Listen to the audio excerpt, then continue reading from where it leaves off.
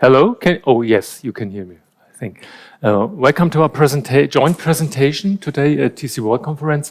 I would like to give you a word of warning beforehand. Actually, we had a first version of our presentation that only had 2 slides. The first one was ask ChatGPT what is the perfect metadata model for Danfoss and how to implement it. The second slide was thank you very much. Turned out that didn't work. So we ended up with a lot of more slides for you. So please bear with us when we give you this presentation about how to develop a standard-based metadata model for Danfoss. And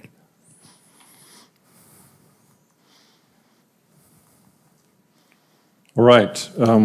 We just started with a little introduction of ourselves here. So my name is Holger Thater. I'm working at Danfoss Power Solutions.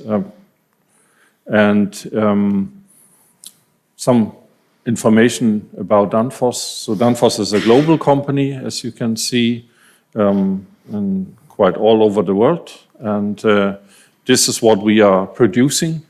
So these are frequency converters that are used for multiple purposes to control motors in all kinds of application. So from very small to very big products. And something about me. So I've been around quite a long time in TCOM. So since 1990, actually, I started in TCOM. And currently I'm the team lead of the technical communication team at Danfoss Drives, located in Denmark and south of Denmark. And we are creating the product information for all our product lines. And we are having like a global team that does that. And we are handling the translations, terminology management, so everything related to TCOM, to our manuals. Apart from that, I'm the vice president of TCOM Denmark, a country organization of TCOM, and a member of the Digital Data Chain Consortium. So, yeah. Okay, my name is Frank Ralf. I work as a senior technical consultant for Parson, which is a small consulting company from Germany. We are mainly based in Hamburg, but have offices in other German towns as well. We provide consulting services for all aspects of knowledge management for our customers, and Parson is also a member of the iiRDS consortium, and we are certified iiRDS consultants. I think you can go on with the main presentation. You want to? No? Okay, good. Yeah, so we wanted to give you a short background. Why are we here together, right? So what have we done, actually? What have we done, Frank? Oh my goodness. So just to tell a little bit of the Danfoss background, where we came from when it comes to technical writing. So we had some legacy systems here, and you can see all the red spots here are the ones that caused us a lot of pain. So the system we were using is a Teamcenter CMS, and yeah, there was a lot of issues for us. It's client-server based, which is kind of a pain to maintain.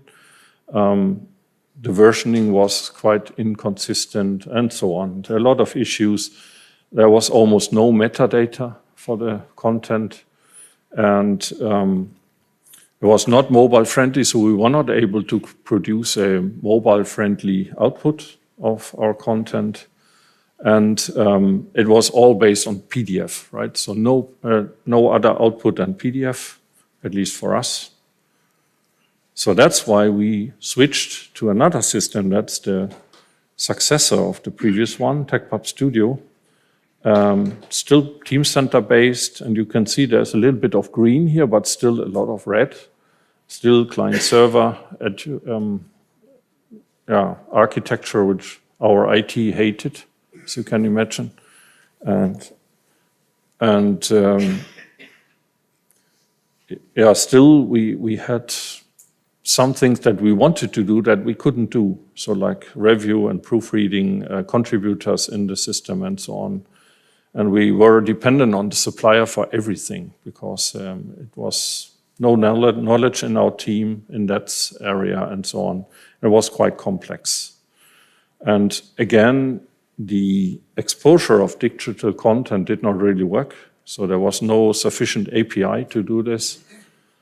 So again, after some years, like 8 years, we switched to another system, which I will not tell you now, but later.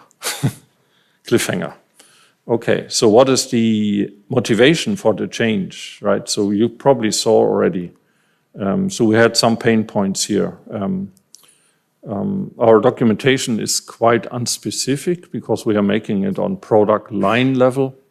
And the user experience is very inconsistent because the reuse was kind of limited until now between the product lines. So a lot of redundancy and still the lack of digital content delivery. Our stakeholders don't really accept that anymore, that we can't really provide something.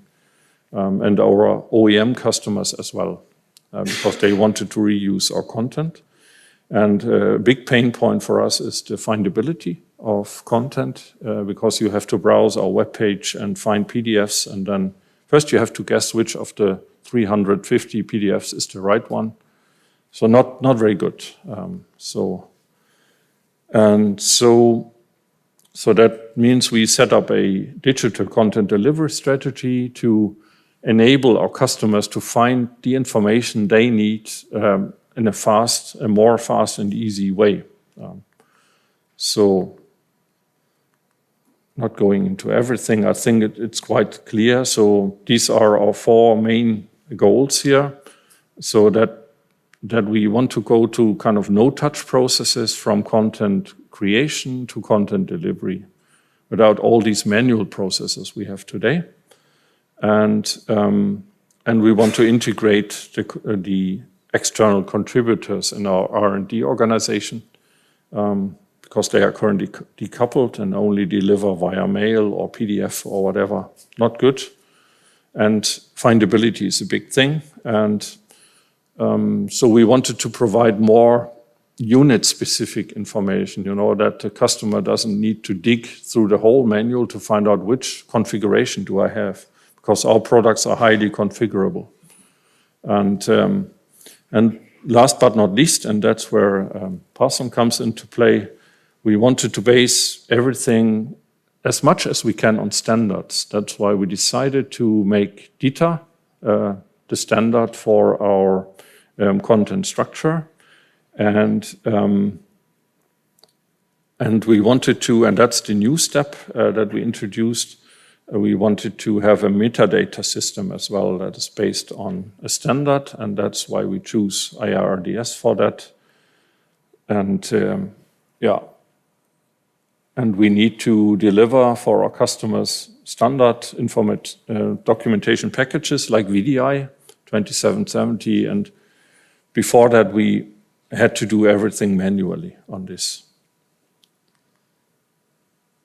Yes. You can see some use cases here that we wanted to support, right? So we wanted the user to enable them to find the content bits that we are today using for producing our manual, so like topic-based. And the metadata should help guide there. So I'm not going into that, but I think it's probably, I can imagine a lot of you have the same use cases. Okay.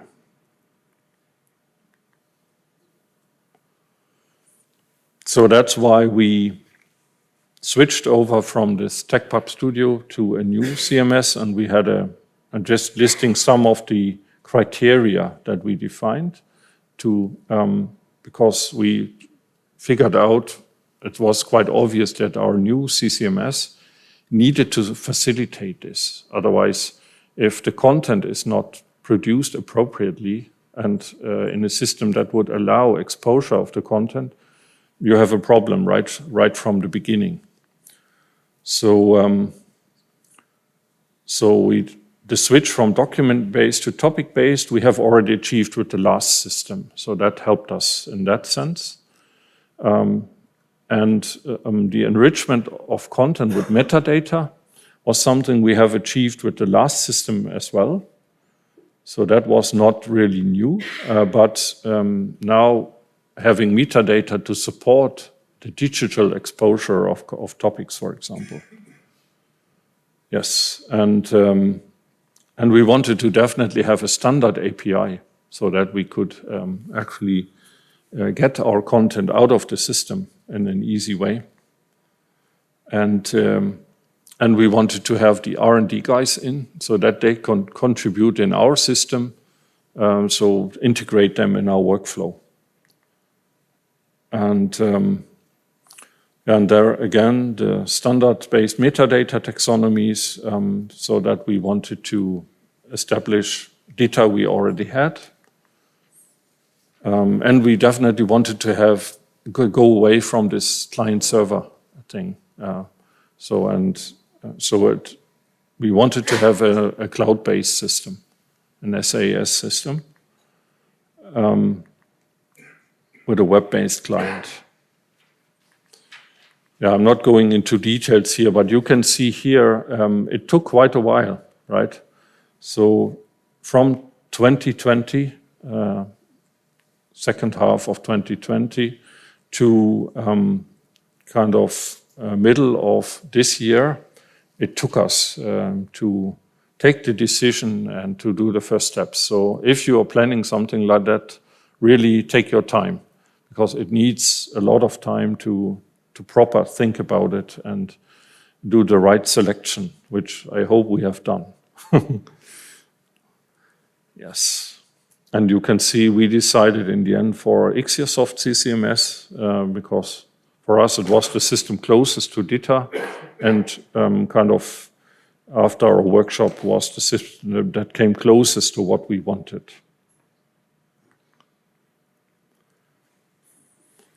So now there's the slide I promised you earlier. So you can see, so that this is built on hope, right? So that there's why there's a lot of green here. So not going into that, but so I hope that it will fulfill the requirements that were read before, so that it will be a solid base for what we want to do in digital content delivery. So, yeah, not reading through that, but yeah, I think you can see that for us, I think it should fit our bill. So and how did we get started? So when we decided that we wanted to build our metadata model on a standard,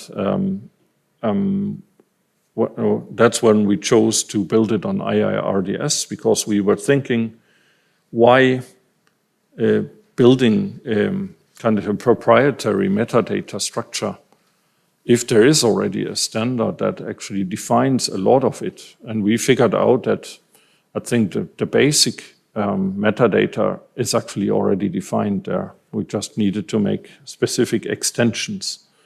So that was the goal here. So you can see here again, it took a little bit time as well. So we started like middle of 2022 together with Parson on a first support project, and we applied for it for this TCOM funding, and we were accepted, and that's why we started then quite soon after that in summer of 2022, and were able to finish the first iiRDS project like in the end of the year, last year.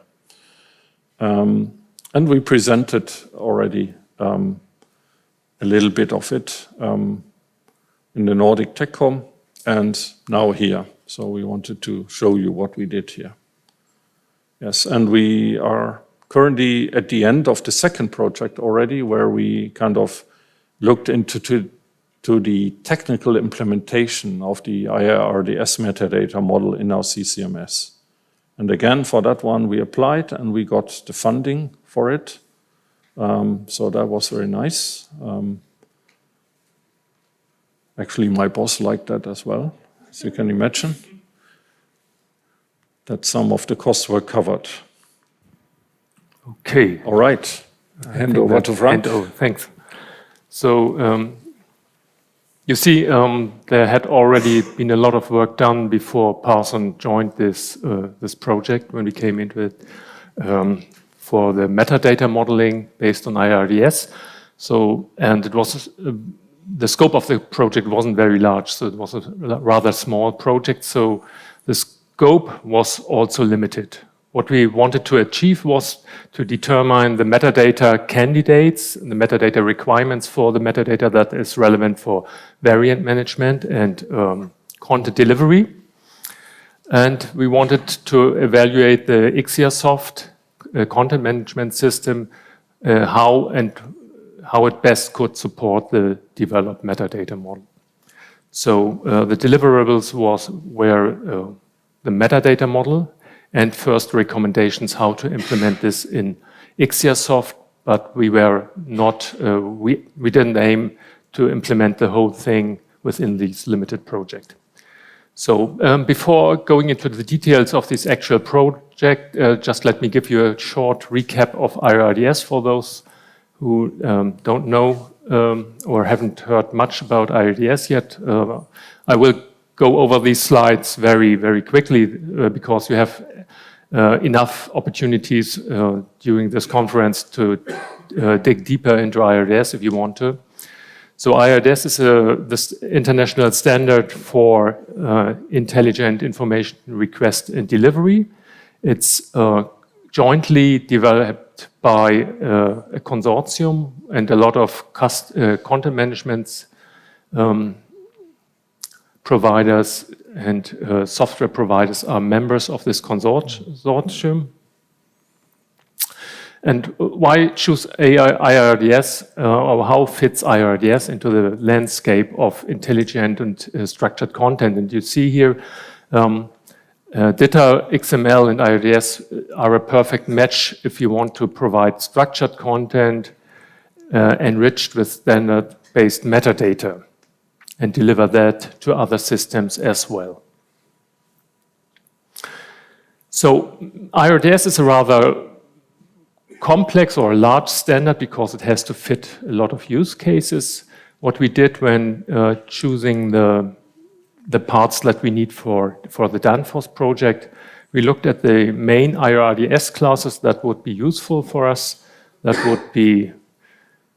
were the administrative metadata, the functional metadata, product metadata, then the information type, and on the lowest level, the information unit.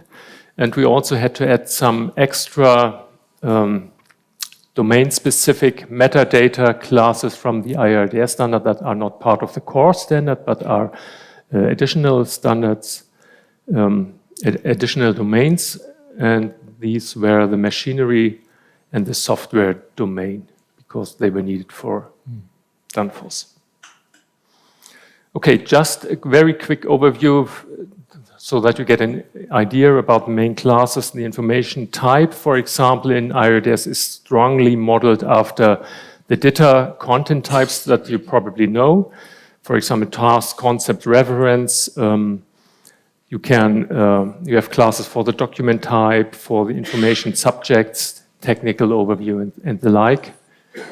You have product metadata, which is, of course, very important for a company like Danfoss with a large product offering. That could be product variant, the components of the products, and so on. Then you have the functional metadata. That's also important because in the machinery context. So, and why would you choose a standard for exchanging or modeling metadata? And I have here a slide with some example. These are basically the same information, but in totally different implementations in XML. And iiRDS provides a very good base for aligning this and consolidate that metadata. By just choosing the right classes, you get standard-based metadata and could fit your specific metadata model and map this to iiRDS class. And that, if the other side also does this, it's very easy to exchange documentation based on that metadata. Okay, so now on to developing the actual metadata model. Some remarks about the general approach beforehand. The general recommendation for everything you do with metadata is keep it as simple as possible, because if you look at iiRDS, it's rather large standard, and if you look at the available product information on the, for example, on the Danfoss websites, it can be overwhelming. So start small, keep it simple, and build up on that. Then you should actually only use that metadata or model metadata that you actually need for the variant management or for content delivery. And what was said already is use standards as much as possible. And if possible, use the standard out of the box. But if that is not possible, then extend the standard if that is needed. But don't invent the wheel the third time or even more often. So what's the process, or what was the process of developing this metadata model for Danfoss, or developing a metadata model in general? The first thing you want to do is gather as much input as you possibly can. And input sources could be the metadata you use with the current CCMS solution you already have. You could look at your technical documentation, whether there are candidates for metadata. A very good source is the product information that's possibly already available in your company in the product information management system or product lifecycle management system. You could do interviews with stakeholders, and you could just look at the online shop of the company or the website and see what's there available, because that is the metadata that might be used for content delivery. Another general recommendation is if you want to write down your requirements for the metadata use, then keep this requirements as close to the user as possible. That's why we, in most cases, use user stories for writing down those requirements for metadata use. And so we don't have any technical implementation already in mind at that step of the process. Okay, so the first step we did was analyzing the input. And you see here, this is an example of from the website, the online shop of one of the product lines of Danfoss that we used as an example, the IC7. And if you look at the website, you get more than 700 hits. So it's a very complex product line with a lot of different components, metadata, and parameters that distinguish the products from each other. So this is already a way to get an impression what might be useful for the user, for content delivery, and also for variant management metadata. Then you can have a look at, or we had a look at the already existing information, the current documentation, and also information that came out of the product information systems for metadata candidates. And we looked at the metadata used in the current CCMS. Holger already told that during the development or the stages from one content management to the other, they already implemented some metadata, but with the current TechPub Studio solution, there was metadata available, but that wasn't really used because the assignment of the metadata was not mandatory. So, and it wasn't in all cases available. The metadata wasn't always there. It wasn't always consistent. But this is another source for possible metadata candidates. So now, how do you go about actually modeling or creating the metadata model? Some remark about the tools. You probably have what we recommend for doing such metadata modeling together with your customers is to keep also the tools as simple as possible. And so we would rather use a low-level tool like a mind map tool instead of a full-fledged ontology editor like, for example, Protégé, because that provides a lot of advantages. We implemented this metadata model as a mind map so that you can use labels for marking certain nodes in your metadata model as relevant for variant management, for example, or content delivery. You can use nodes on the mind map for discussing or for adding comments or discussing certain aspects of your metadata model. And so this is a living document that grows during the project and also serves as documentation of the process and the end result of your metadata model. So how do you go about of creating the initial metadata model? The first thing is you identify the relevant iiRDS classes that you want your metadata model based on. Then you map your metadata to those iiRDS classes. And as I've already told, use as much the already existing metadata classes in iiRDS as much as possible. If you really need to add another metadata element, the best thing is to look for a suitable class in the iiRDS standard and add a new instance to the already existing class. If that is not possible, then you could create your custom class with custom instances. But you should really only do that if there's no suitable standard class available. And I think I've put this one in bracket. You might already have some implementation limitations in mind that you could consider at this step of the process, but we recommend to keep the complete modeling process as much implementation independent as possible. Because in this case, the implementation or the content management system was already decided upon, but you might switch in the future, you might have to add other components, so it's better you have a metadata model that is independent from any technical implementation.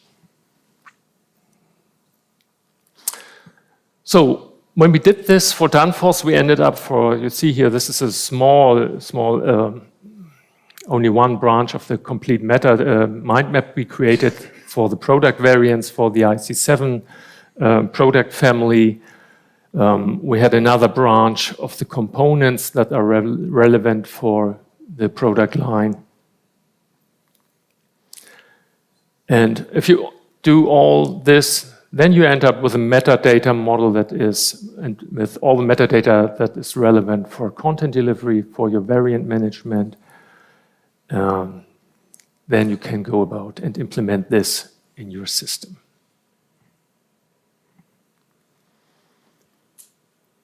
Now some remarks about the actual implementation of this metadata model. It had already been decided to use IXIASOFT, a DITA-based component content management system. So the first thing you have to, or one of the things you have to do is to identify the metadata support of the content management system that you use and whether this supports the metadata that you want, model that you want to implement. So what we did, we looked at the taxonomies feature that IXIASOFT provides and quickly decided that it was not powerful enough for this complex metadata model that we wanted to implement.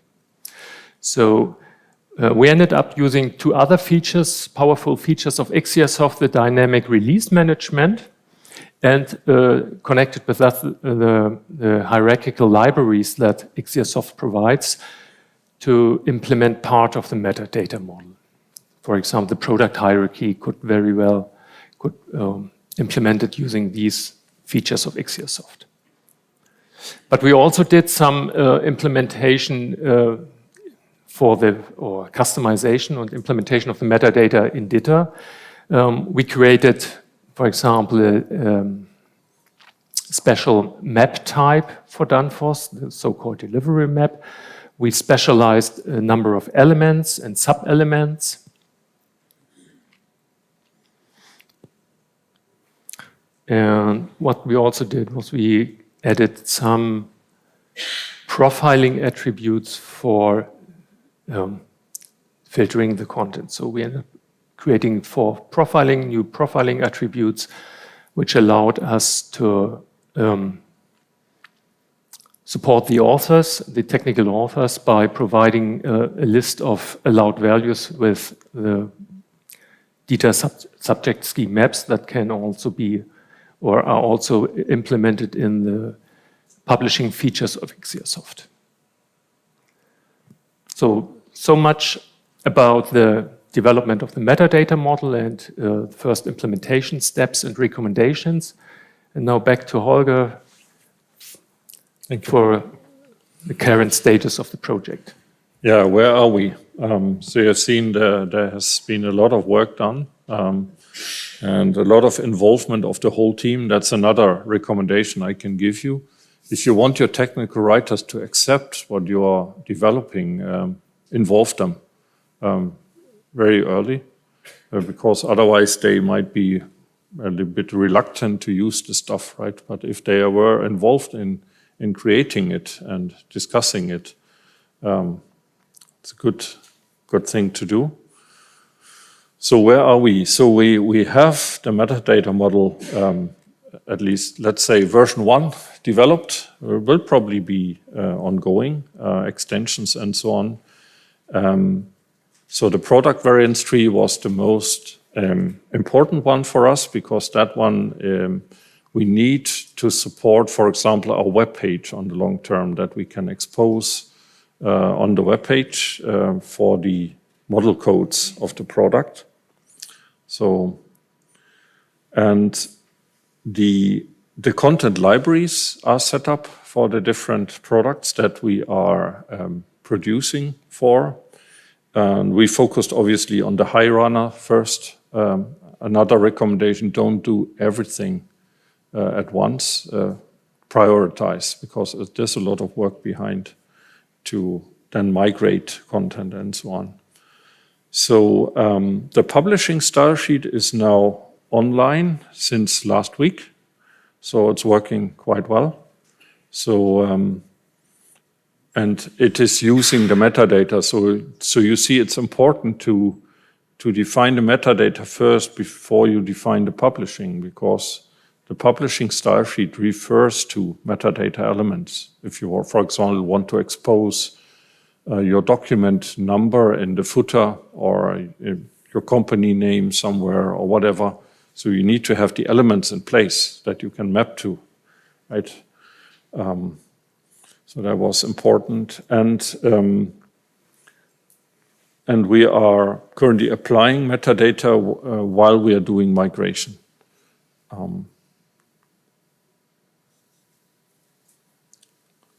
So the DITA model is defined, and we have documented it. Another recommendation, document what you are doing.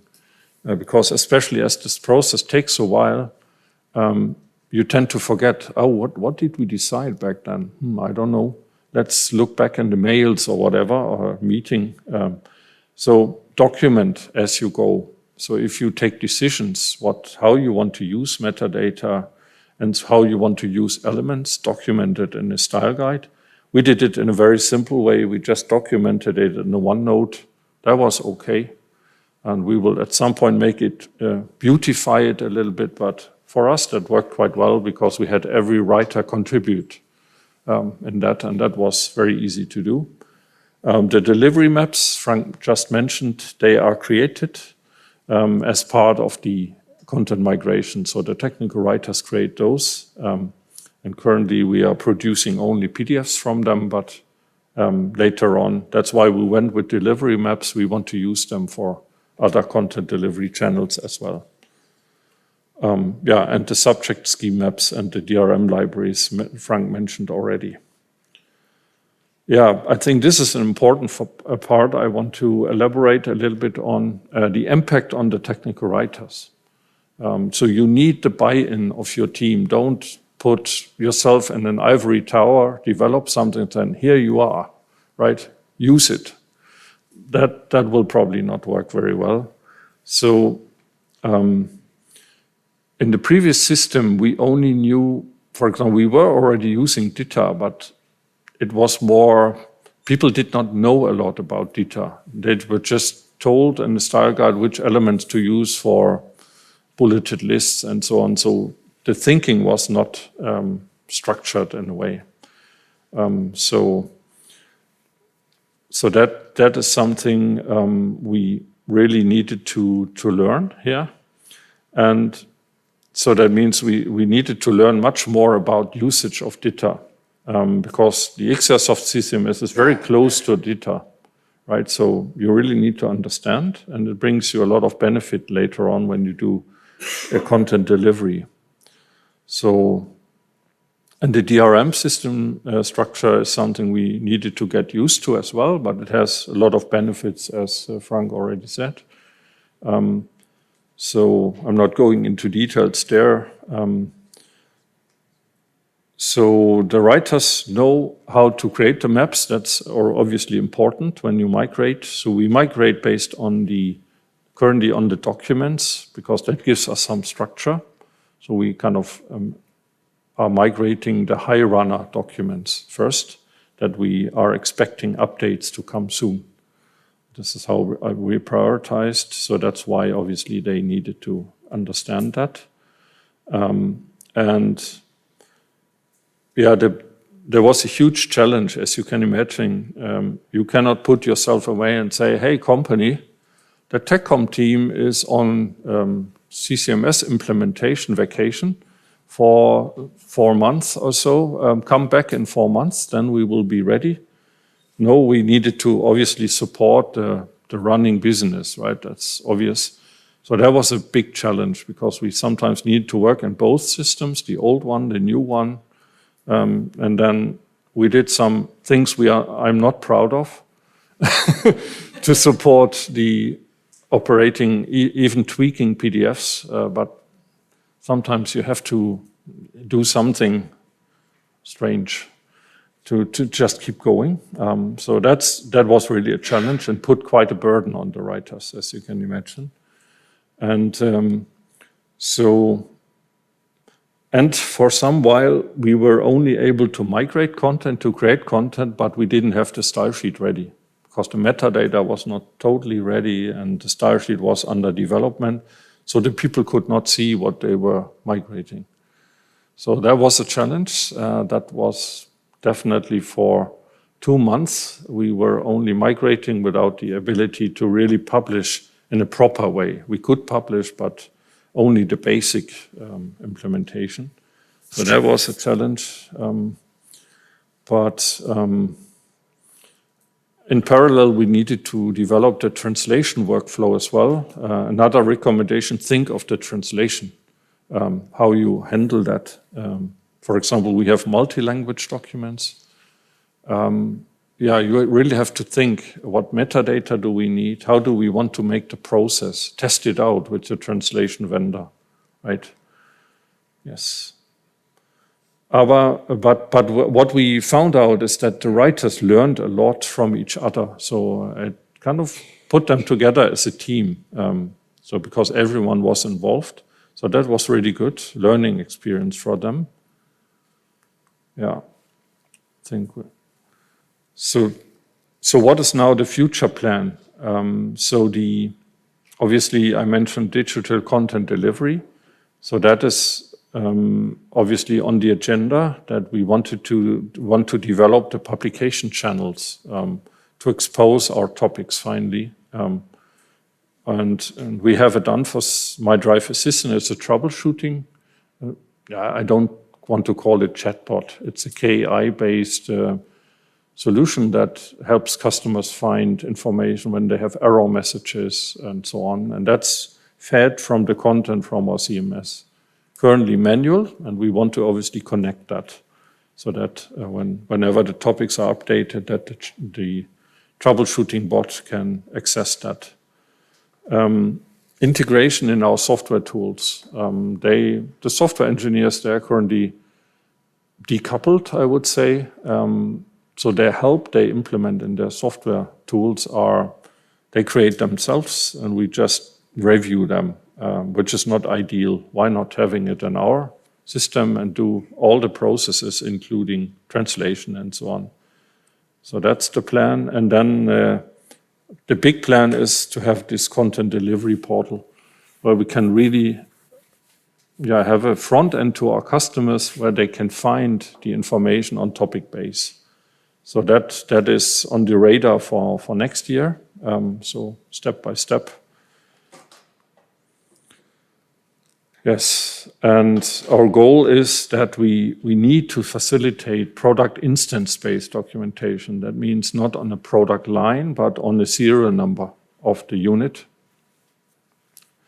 And so that's the next thing to look into. VDI 2770, I mentioned already. We have customers requesting that from us, meaning providing instance-based documentation.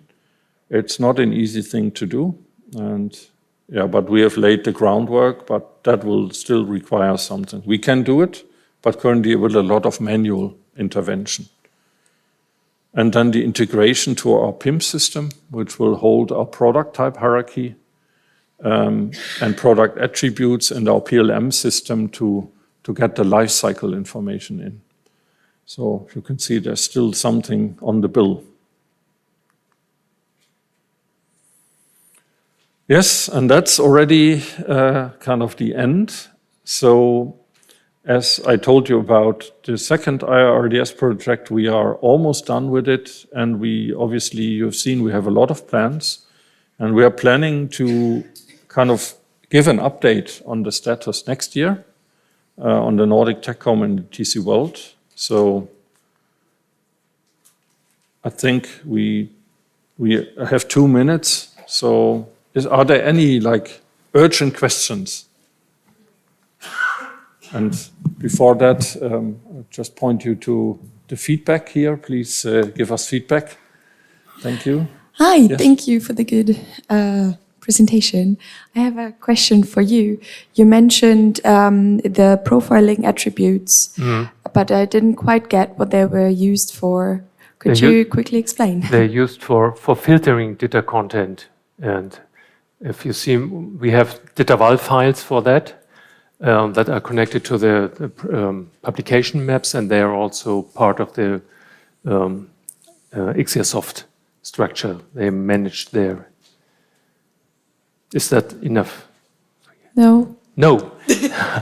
Well, you have these profiling attributes in DITA they call it profiling. You can do 2 things, either mark content based on these profiling attributes, or you can filter content so that you say, for this, I add this, for example, there's a filtering attribute out of the box, the audience. This is only for specialists, this is for beginners. Okay. And then you can have 2 content snippets in your document, but only when you publish it, only one part of it will be actually published based on this depending on the role. Depending on the role, yes. Okay, now I get it. Thank you very much. I'm sorry, I think we don't have more time, but we are at the conference all 3 days, right? So feel free to reach out and just ask more questions. We are very happy to answer them as good as we can.